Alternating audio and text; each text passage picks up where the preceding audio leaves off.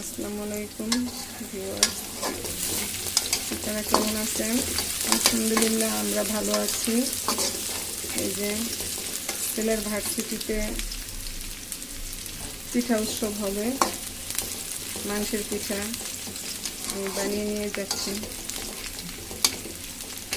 ওকে দিব বলছিল, আম্মু মাংসের পিঠা বানিয়ে দিও।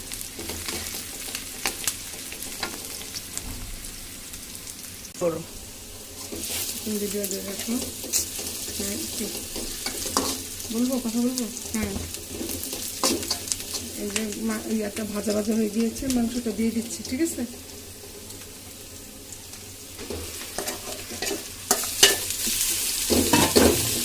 মাংসের পুর বানাচ্ছি।